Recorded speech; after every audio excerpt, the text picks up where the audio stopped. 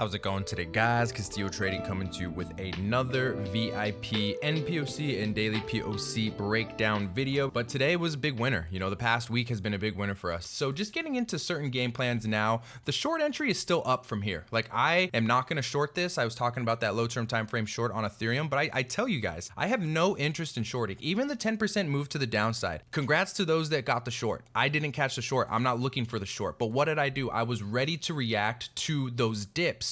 So there's a couple things that you can do. You can look to kind of trade long and trade short, both of them at the same time, kind of have non-bias throughout the day or throughout each week. But at the end of the day, my foot is kind of off the short pedal. And that's just kind of how it's been the last couple of months. And that's how it's going to continue to be until I see any sort of reaction that makes me want to shift that thought process, right? But as of right now, a 10% move to a support level is a great dip to be buying. We were buying. I know some of you guys were buying, so congrats. So again, not looking to short anything up until about 45K. And I think this comes pretty easily, honestly. I think a lot of people got bearish way too soon. And some people were telling me that they had shorts from 45K, tremendous. That's great. But what happens when price does retest that 45K area, right? You're going to get stopped at break even. Were you taking profits along the way? So there's a lot that goes into formulating a game plan. But so for now, guys, this is what we're looking at. Not interested in shorting until we get to 45K. But again, is it an automatic short? No, it's a level of interest to kind of dive into some of these low-term timeframes and see what is actually happening to kind of give you that edge to short. And maybe I would have shorted this if I was watching it, at the same time. It was Sunday night. I was watching the Cowboys versus the Eagles game, and this kind of all happened while I was just wanting to have a nice Sunday. So again, you can't time everything perfectly, but at the end of the day, we did have some nPOC prints to the downside, kind of giving us that short-term directional bias that a drop could potentially happen. But neither here nor there. That is completely over, and all we can do is look to the future to try and find better trades, better positions. And so that's where I'm interested in shorting is 45K. Next long is going to stay the same, guys. Like if we retest 38,000, let's just say we come back up towards these highs and reject right here.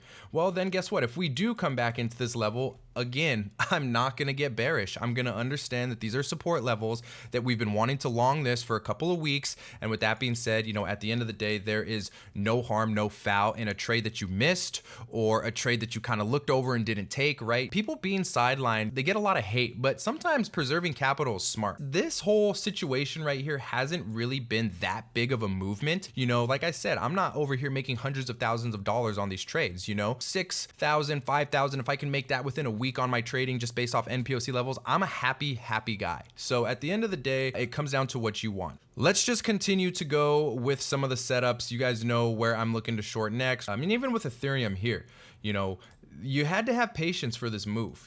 Touching down in this level, I told you guys this wasn't going to happen quick. I think that it's not going to V reversal out. I think that we're going to have a little bit of sideways action, and this is exactly what we got before we got the move higher that we wanted. So again, not overthinking things, not overthinking my game plans, and honestly sticking to my game plans. And then the long that we had is still a little bit lower. If you did not long 2161, the next area of interest to long would have been 2031. But what have we talked about? I'll bring this chart up just so that we can kind of go over this. But this has been a very, very easy and clean support level retest in my opinion, especially given the entire move that we've had, the strength that we've had in the past couple months. Resistance, resistance, resistance, break above that resistance. Don't be surprised if we retest that and turns into support. And that's exactly what happened, guys. And so all it is sticking to your game plans. And, nPOC levels offered us some really, really good entries based on nPOC levels. Again, some of them might not have been exact. Like if you were waiting and digging